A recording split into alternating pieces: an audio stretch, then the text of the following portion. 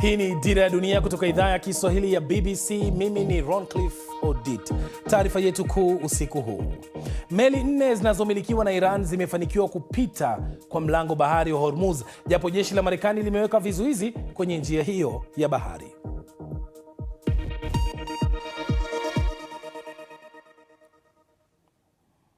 Takriban meli 4 zinazohusishwa na Iran zimepita kwenye kivuko cha mlango bahari wa Hormuz tangu Marekani ianze kuweka vizuizi katika mkondo huo wa maji jana Jumatatu. Marekani inasema hatua ya kuweka vizuizi baharini kunaathiri meli ambazo zinatumia bandari za Iran na wala sio zile ambazo hazimilikiwi na Iran. Vizuizi hivi vitawezesha meli zisizo za Iran kupita kwenye mlango bahari wa Hormuz. Hata hivyo, meli nyingi bado zimekwama zikishindwa kutumia mkondo huo wa bahari ambao ni muhimu sana kwa usafiri wa mafuta na gesi. Iran imefunga mlango bahari huo kutoka Marekani na pia pande hizo mbili zilishindwa kuafikia makubaliano ya kuufungua katika mazungumzo huko Pakistani wikendi iliyopita. Awali akizungumza na shirika la habari la Marekani la Fox News, naibu rais wa Marekani JD Vance ameishtumu Iran na kusema hatua ya Marekani imelenga kuzidisha shinikizo kwa taifa hilo. Kile walichofanya ni kujihusisha na kitendo hiki cha ugaidi wa kiuchumi dhidi ya dunia nzima. Kimsingi wametishia meli yoyote inayopita katika mlango bahari wa Hormuz. Sasa kama rais wa Marekani alivyodhihirisha, mchezo huu unaweza kuchezwa na pande zote mbili, na kama Wairani watajaribu kujihusisha na ugaidi wa kiuchumi, basi sisi tutatafuta kanuni rahisi ya kwamba hakuna meli za Iran nazo zitakazotoka pia. Tunajua hilo ni jambo kubwa sana kwao. Tunajua pia kwamba hilo linaongeza shinikizo la kiuchumi kwao. Iran imeeleza kuwa kizuizi cha Marekani ni kama uvunjaji mkubwa wa mamlaka ya uhuru wa taifa hilo.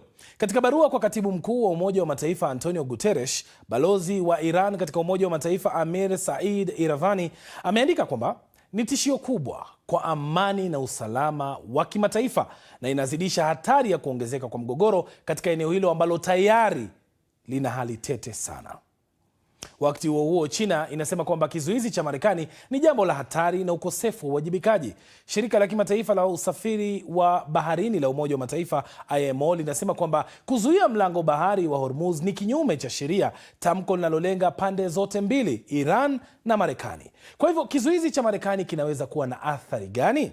Frank Gardner anaeleza zaidi katika taarifa inayowasilishwa na Ahmed Bahaj. Hiki ni kituo cha wanamaji cha Sepa. Lazima hubadilishe njia na urudi bahari ya Hindi mara moja. Usipotii agizo langu, basi utalengwa.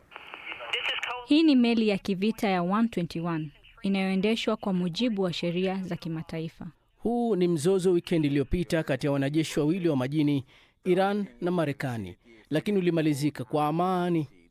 Lakini kizuizi cha Iran cha mlango bahari wa Hormuz ni mgogoro unaozidi kuongezeka. Iran imezuia meli 2,000 za mafuta kutoka nje kupitia mlango bahari wa Hormuz.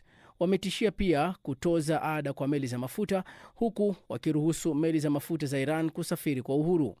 Wakijibu, Marekani inaonekana kulenga bandari za Iran, ikitarajia kuishinikiza Iran kwa kuzifunga au kuzizuia meli zake za mizigo. Wameonya meli za Iran zisipite kwenye mlango bahari wa Hormuz au wakabiliwe na hatari ya kuzuiwa, kubadilishwa njia au kukamatwa na jeshi la wanamaji la Marekani.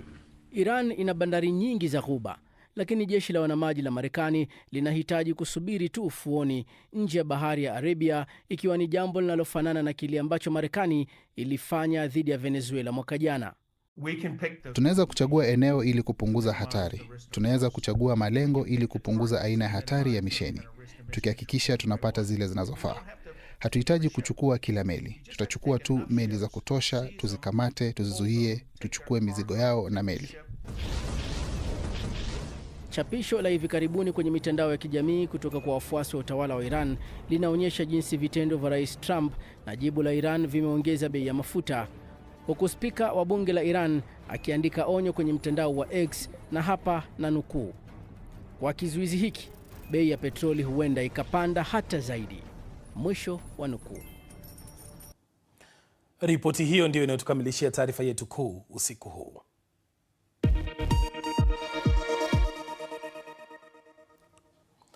Sasa mzozo kati ya Rais Donald Trump wa Marekani na Papa Leo unazidi kupamba moto, huku Trump akisema kwamba hataomba msamaha kwa kiongozi huyo wa kidini. Papa naye amesema ataendelea kuzungumza dhidi ya migogoro. Rais wa Marekani pia amefuta picha aliyoitengeneza kutumia akili mnemba iliyomwonyesha akiwa kama Yesu Kristo, jambo ambalo lilisababisha upinzani mkali. Ifuatayo ni ripoti ya mwandishi wa BBC inayowasilishwa na Victor Kenani. Donald Trump akionekana kumponya mtu kwenye kitanda cha hospitali. Ujumbe huo wa AI uliowekwa katika mitandao ya kijamii ulizua hasira kutoka kila upande wa ulingo wa kisiasa wa Marekani, na sasa limefutwa na Bwana Trump anayesema hakuwa akijionyesha kama Yesu Kristo.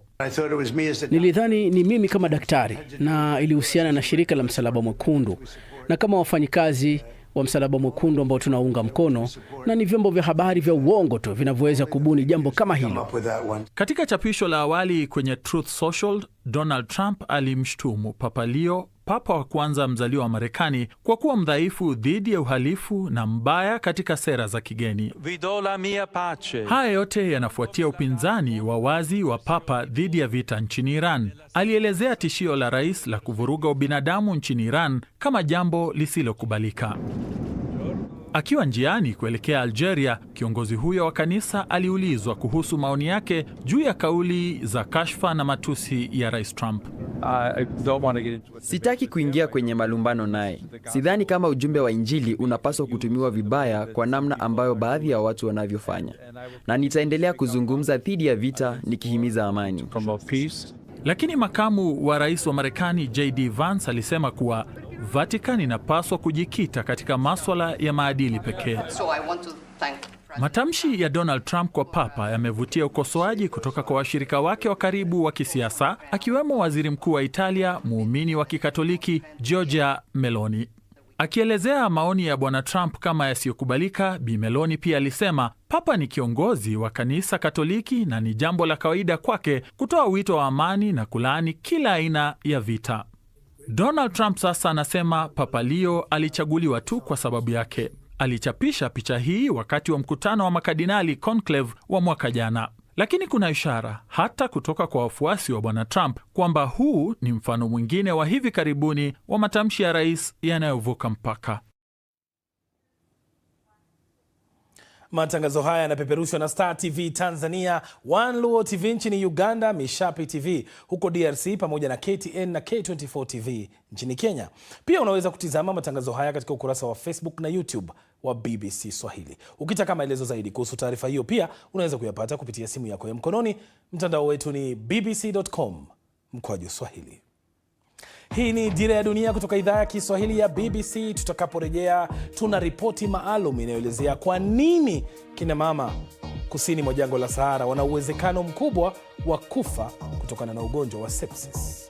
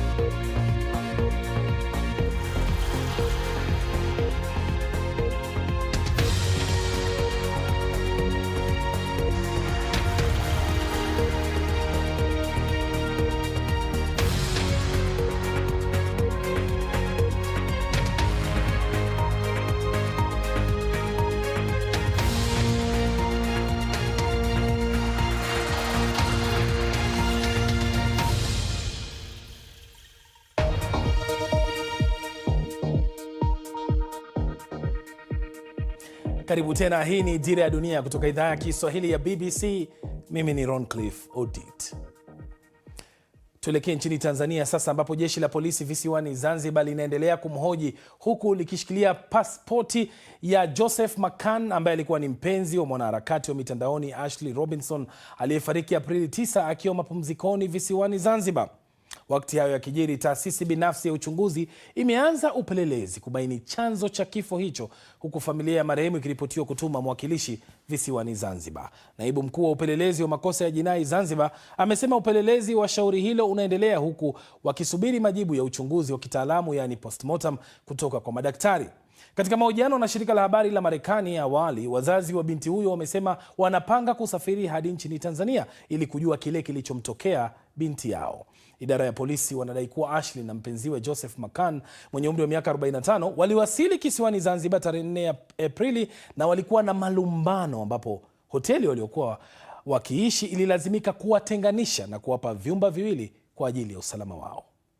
Tunaendelea na uchunguzi wa kupata ufumbuzi wa kujua ni nini kimetokea, na pale ambapo itathibitika kuna jambo lolote la kijinai limetokea, hatua zitachukuliwa dhidi ya mhusika.